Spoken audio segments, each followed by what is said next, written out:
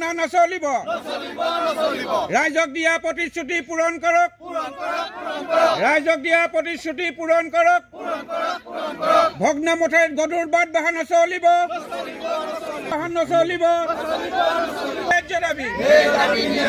সাগৰ জিলাৰ আমগুৰি ঘাটৰ এই অঞ্চলটো এক ঐতিহাসিক অঞ্চল। এই ঐতিহাসিক অঞ্চলৰ আমাৰ আমগুৰি ঘাটৰ মথাউৰিয়েদি ৰাতিপুৱাৰ পৰা ৰাতিলৈকে হাজাৰ হাজাৰ মানুহ অহা যোৱা কৰে। এই অহা যোৱা কৰা মানুহখিনিৰ লগতে আমাৰ ONGC কৰ্তৃপক্ষই যিখিনি ক'লে যে তেওঁলোকৰ তেলখাটটো ইয়াৰ পৰা ডেষ্ট্ৰয় কৰিব আৰু লগতে আমাৰ মথাউৰিটো মেৰামতি কৰিব আৰু তেলখাটলৈ যোৱা ৰাস্তাটো বনাই দিব। কিন্তু তেওঁলোকৰ কাম আৰম্ভ কৰিছে।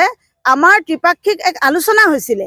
সেই আলোচনাৰ মৰ্মে আমাৰ এই সিদ্ধান্ত লোৱা হ'ল যে ৰাস্তাটো তেওঁলোকে মেৰামতি কৰিব আৰু বনাই দিব আৰু লগতে তেলখাটলৈ যোৱা ৰাস্তাটোত এটা কালভাৰ্ট দিয়াৰ কথাও কৈছিলে। কিন্তু তেওঁলোকৰ কাম আৰম্ভ হৈ গ'ল। আৰম্ভ হৈ এতিয়া প্ৰায় 70% কাম শেষ হৈ গ'ল।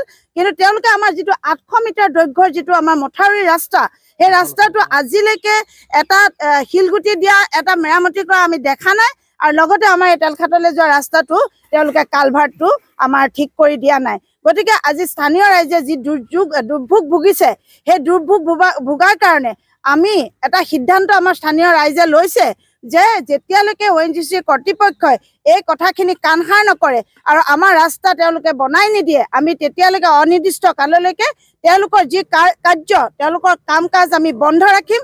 আমি অনিৰ্দিষ্ট কাললৈকে এই যাত্ৰা আমাৰ যুদ্ধ আমাৰ চলি থাকিব।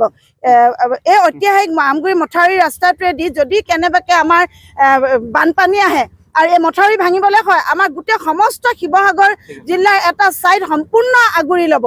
সেই কথাষাৰ ONGCয়ে জনা উচিত। নৈ আমগুৰি ঘাটৰ যিটো মানে নৈ কিনাৰত এটা তেলখাট আছিলে, খাটটো আছিলে সিটো পাৰত, কিন্তু নৈ গৰাখহনীয়া হোৱাৰ কাৰণে এইটো পাৰলৈ লৈ খাটটো গুচি আহিলে। অহাৰ পিছত ONGCয়ে কি কৰিছে, ONGCয়ে ইয়াৰ পৰা খাটটো মানে উঠাই নিব লৈছে। উঠাই নিবৰ কাৰণে আমাৰ তাত কোনো আপত্তি নাই, ONGCয়ে উঠাই লৈ যাওক। কিন্তু ONGCটো বহুত টকা লাভ হ'ব। গতিকে লৈ পেলাই আমাৰ যিটো মথাউৰি আছে, দিখৌৰ মথাউৰিটো তেওঁলোকে মানে ডাঙৰ ডাঙৰ গাড়ী ইয়াত উঠাই পেলাই লৈ আহিছে। আহি পেলাই কেৰেং হওক, ট্ৰেইলাৰ হওক, বৃহৎ এখন গাড়ী উঠাই দিছে। উঠাই দিয়াৰ আগত তেওঁলোকে আমাৰ গাঁৱৰ ৰাইজক মানে এটা প্ৰতিশ্ৰুতি দিছিল যে মথাউৰিটো আমি বনাই ল'ম, বনাই লোৱাৰ পিছতহে আমি এইফালেদি গাড়ী ঘোঁৰা নিবলৈ খাটত আমি কাম কৰিম। তেওঁলোকে মথাউৰিটোৰ ওপৰত মানে এটাও শিলগুটি নেপেলোৱাকৈ তেওঁলোকে ডাঙৰ বৃহৎ এখন কেৰেং উঠাই দিছে, ট্ৰেইলাৰ উঠাই দিছে। উঠাই দি পেলাই খাটটো মানে তেওঁলোকে কাম কৰিব লৈছে। তাত আমাৰ আপত্তি আছে কি মথাউৰিটো মানে এটা বাৰিষা দিনত বৃহৎ এটা ভাবুকি আহিব। আৰু এই ভাবুকি অহাৰ লগত মথাউৰিটো যদি কিবা কাৰণ ভাঙিবলৈ হয়, কাষত লাগি থকা দাঁতিকষীয়া যিকেইখন গাঁও আছে, গোটেই গাঁওখিনি আপোনাৰ নামটি চাৰিআলিলৈকে বুৰিব। আৰু ওচৰতে আছে আমাৰ ঐতিহাসিক ৰংঘৰ, কাৰেংঘৰ, গোটেইখিনি মানে পানীয়ে ধুই পেলাব।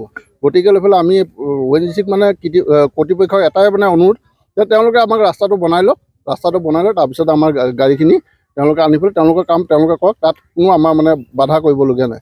তেওঁলোকে ৰাস্তাটো নবনোৱালৈকে আমি তেওঁলোকৰ মানে কাম বন্ধ কৰি ৰাখিম বুলি পেলাই গাঁৱৰ ৰাইজে সিদ্ধান্ত লৈছে।